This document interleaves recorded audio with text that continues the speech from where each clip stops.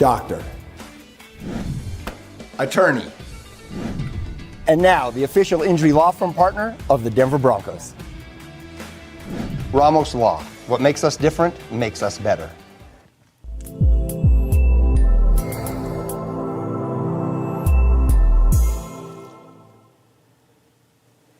Hey there, my friends. Well, we've been talking about this storm for about a week or so now, and it is in the process of moving into southern Colorado. And so we will take a look at what to expect here for today first, right out the door. Obviously, it's going to be a cooler day. We've been talking about that for a number of days. We've had a cold front move in overnight, and so we're probably not going to get to 40 in the Springs and probably not hitting 50 for most of southern Colorado here east of the mountains. And of course, the mountain areas will be colder as well.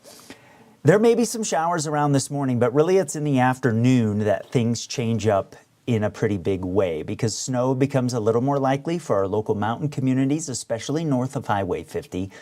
And at that point, the next cold front approaches, and so does the second of two waves. And as those two things happen, we're going to see some intense snow showers move from north to south across the area. So for Colorado Springs, we get more and more likely with time here to watch that change come in from the north as we move into the afternoon.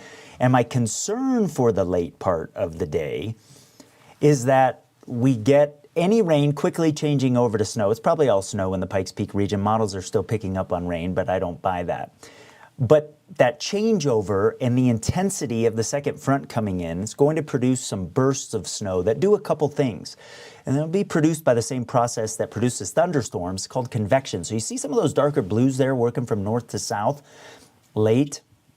Those will be big flakes, reducing visibility and quickly accumulating on some of the cooler surfaces across the area. So I want you to be aware of that before you head out here early this morning. We'll take a short break here, and then when I come back, I'll be over at the weather wall and we'll talk about what happens tonight into tomorrow morning. So hang tight. At Phil Long Ford Motor City, we've been around for 80 years. That's like 560 in dog years. Basically, we're the top dogs of Colorado. And thanks to our dealers, selection, and service, we've earned some pretty loyal customers. And our GM Mark, he's the most loyal guy I know. Even after I chewed up his shoe, it was delicious. Great trucks, amazing deals, and belly rubs for dogs.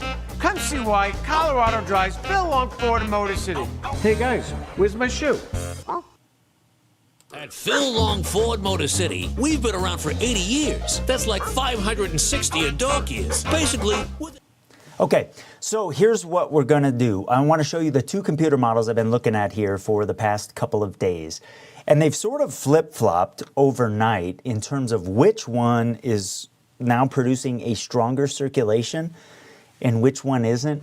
And I'm not hung up on the details at this point between those two models because the pattern here has looked similar enough for the last few days that, you know, we kind of know what's going to happen. We've got wave number one. You see that little kink in the lines there across southeastern Colorado. That is moving off to the east. There's some thunderstorms this morning across Oklahoma and Kansas. And then that kink just to the north of Los Angeles and to the west of Las Vegas in the black lines is the second system. There's enough lift in between the two today that will keep that chance of showers around. But as we move into the overnight and that second system comes in, first one moves off to the east, it drives the second cold front in.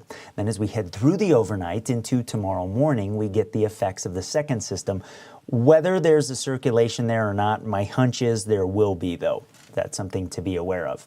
And then as we move through the day tomorrow, after the bulk of the storm impacting us during the morning, it starts to move off to the southeast, and I think in the afternoon over northern areas, we'll see the snow come to an end and even get some clearing. So for the evening commute, we're seeing that second system come in, and so things will change after about 3 o'clock. Farther north you are, farther west you are, the quicker you'll see the impacts, the quicker you'll start to see the bursts of snow moving in. And then for the rest of the region, mountains south of Highway 50, you'll see the changes move in earnest during the evening and certainly into early Friday morning. Pueblo and the Plains, we'll see those changes move in overnight into Friday morning as well.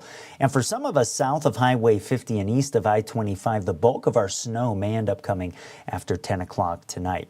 And so we do have a number of winter weather advisories and winter storm warnings in southern Colorado. The purple areas are winter weather advisories. The pink are winter storm warnings. And the winter storm warnings are the higher terrain surrounding Colorado Springs, of course, Teller County, northern El Paso County, and then the mountains southwest of Pueblo. Now, these alerts often look like this when storms come in because the terrain obviously plays a role in terms of what we expect. So I'm going to take you here to 9 o'clock this evening. So we see that burst of snow that develops during the afternoon.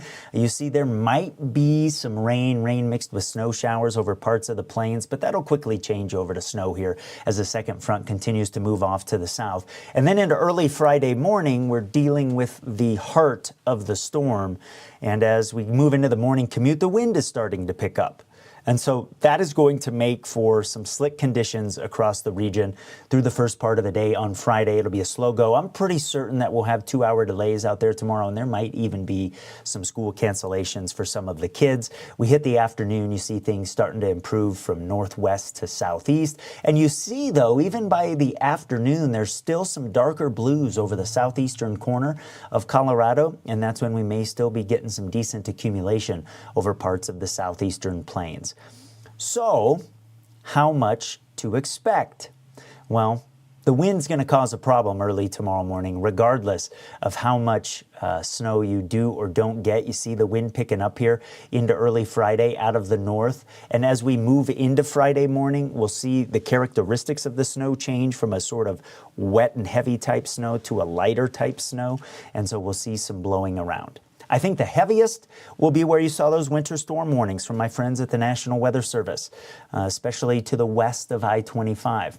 I think in general for the Springs, 3 to 7. Pueblo, we could see 3 to 7. We're kind of on a sort of transition line. You see areas north of Highway 50. You get too far north of Highway 50 over the plains, maybe dropping pretty quickly into some light snow accumulation amounts. But there's been consistent information over about the last 36 hours that along perhaps Highway 50 and south of there, we may end up with 3 to 7 inches of snow and maybe a little bit more than that, actually. We'll have to see. So for the Springs, I think the eastern slopes of Pikes Peak, the Rampart Range, we get an area of 7 to 12 inches of snow. Woodland Park, probably 3 to 7. It's possible Cripple Creek gets a little bit more than that. I think the bulk of Colorado Springs is looking at 3 to 7. Farther southeast you go, lighter amounts, you know, closer to maybe 2 to 4, 5, something like that. You start getting north and west of downtown, you start talking the more 4 to 7 type range. And I think northern El Paso County could get between half a foot and a foot of snow in some cases. Of course, it'll start to blow around, and that'll make it tough to kind of figure out. So, you know, you get the idea here. It's sort of a typical kind of pattern that we end up getting. And I do think the west side of Colorado Springs, especially west of the interstate, could end up with more than 6 inches. East side of town, probably looking at about 3 to 6 inches of snow. Pueblo, I'm going to put us in 3 to 7, but we have a couple things that are going to sort of be at play here. How long does the snow stick around early on Friday? And we aren't going to be as cold as areas to the north, so we may get 6 or 7 inches that fall, but it sort of compacts and maybe even melts a little bit from below, so we might measure 2 to 4, something like that. Pueblo West, same thing for you. And then I do think there'll be some areas along the Sangre de Cristos and the Wet Mountains that are in a 7 to 12 and maybe a little bit more than that in a couple spots. Fremont County should do pretty good along Highway 50. I think we're going to be sheltered a little bit for the Wet Mountain Valley, so Silver Cliff and West Cliff, I've got you in 1 to 3 inches. Salida, I think you're going to get more than Buena Vista with this one. That's looked pretty consistent here. Beulah tucked up against the hills, Rye tucked up against the hills of the Wet Mountains. You could get more than a foot of snow with this, and you start to drop off to the northeast into Pueblo. Obviously, those numbers are going to come back a little bit. So after this storm gets out of here, a very cold start to our Saturday, and then we'll see some improvement here over the weekend using some of the sun's energy on Saturday and probably even into Sunday to melting the snow for some of us before we start to warm up here as we head into next week. So still some uncertainties on some of the snow amounts, which isn't uncommon here heading into a storm. Something to be aware of, though. And then as we move into next week, I think we'll be quiet, but there might be some really, really cold air that we'll have to check out here by the middle part of next week. I'll have more on that after we get this storm out of here.